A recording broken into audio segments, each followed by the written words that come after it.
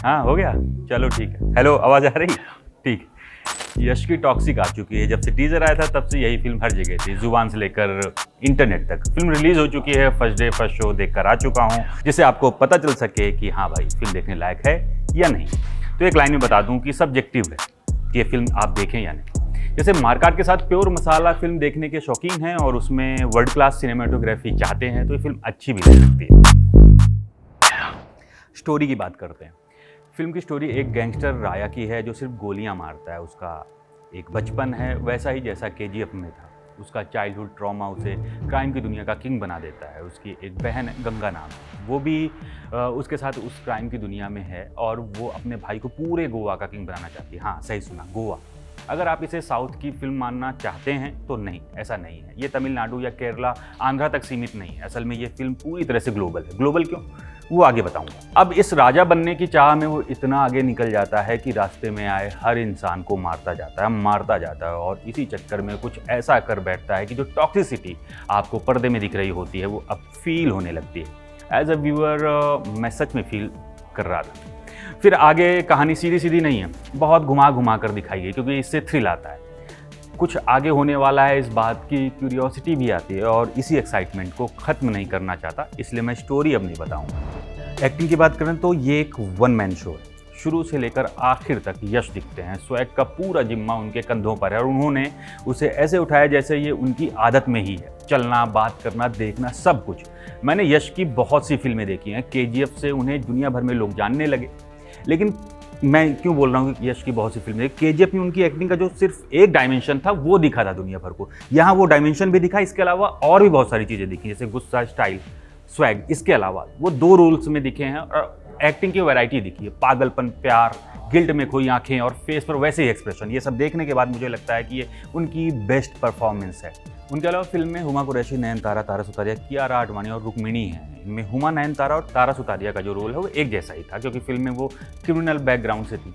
बस कियारा रुक्मिणी का रोल अलग था। 5 एक्ट्रेस, फिल्म का नाम टॉक्सिक और ऐसा वायलेंट ट्रेलर देखकर लगा था कि इन्हें सिर्फ ऑब्जेक्टिफाई करने के लिए रखा गया।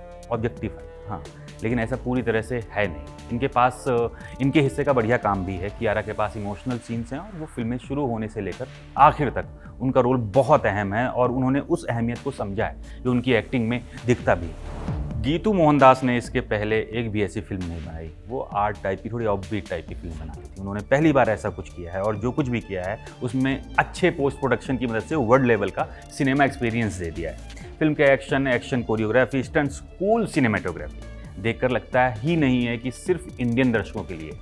शाहरुख खान की डॉन और डॉन 2 देखी आपने? उसका बीजीएम और सिनेमेटोग्राफी याद है? बिल्कुल अलग था ना। उसका जो बीजीएम और सिनेमेटोग्राफी थी और इसकी जो, मैं इसलिए कंपेयर कर रहा हूँ कि वैसी नहीं है बिल्कुल, लेकिन उसी की तरह अलग फ्लेवर देती। फिल्म में ब्लैंक स्क्रीन आती है कई बार, जैसे केजीएफ में हो रही थी। उस टाइम ऐसा लगता है कि कुछ होने वाला है और सच में कुछ हो जाता है। ये सब गीतू मोहनदास ने बहुत अच्छे से डिलीवर किया है, लेकिन दिक्कत वहीं आ गई जहाँ स्क्रिप्ट आती है और जहाँ आता है फिल्म का लंबा रन टाइम।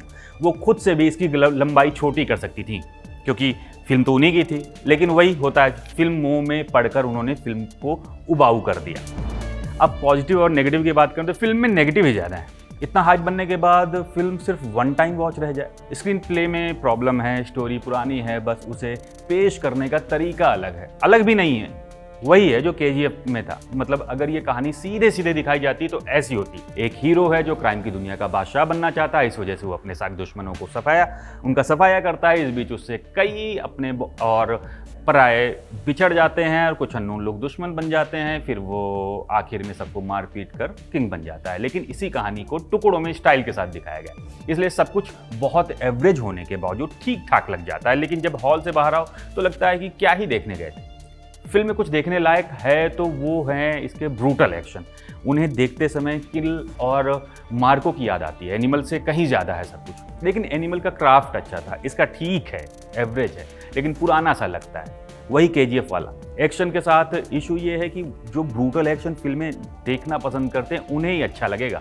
बाकी अगर आपको लग रहा है कि normal hand to hand combat देखने में प्रॉब्लम नहीं होती तो इसमें भी नहीं होगी, तो समझ लीजिए कि बहुत होने वाली है प्रॉब्लम, बहुत ज़्यादा। यश के डबल रोल हैं और उसमें ही सस्पेंस भी छुपा है, थ्रिल भी आता है। लेकिन यश के बेटे यश को देखने के बाद ऐसा लगता है कि जैसे शायद हैवान देखना शुरू कर चुका हूँ। अरे वही अक्षय सैफ वाली, वो फिल्म अभी रिलीज़ नहीं हुई, उसका सिर्फ ट्रेलर आया, लेकिन ट्रेलर में जो कहानी दिखी वैसी ही कहानी लग रहा है कि वैसे ही होगी, क्योंकि अक्षय उसमें सैफ और उनकी फैमिली को नुकसान तक पहुंचाना चाहते हैं, वैसा ही इसमें भी है। लेकिन ये सब कुछ पार्ट में तो अच्छा लगता है, लेकिन फिल्म की कहानी के साथ मैच नहीं करता। ऐसा लगता है कि क्यों दिखाया है ये सब, ये ज़रूरत थी क्या? राया का ऑरा इस तरह से मेंटेन करने के बाद इतना डाउन क्यों किया गया? हाँ, कहानी खत्म होते होते पता चलता है कि ये तो फाइट क्लब चल रहा था, हॉलीवुड वाली फाइट क्लब, याद है? वही चल रहा था। फिल्म कुल मिलाकर वन टाइम वॉच कही जा सकती है, लेकिन सिर्फ उनके लिए जो ऐसा सोचते हैं कि मसाला फिल्म ही तो है, देख लेते हैं। लेकिन अगर आप थोड़ा सा भी अच्छी फिल्मों के शौकीन टाइप के हैं तो निराश हो सकते हैं, क्योंकि सिवाय सिनेमेटोग्राफी के इन्होंने कुछ भी ऐसा नहीं दिया है जो पहले इंडिया में या फिर दुनिया में नहीं बन चुका है।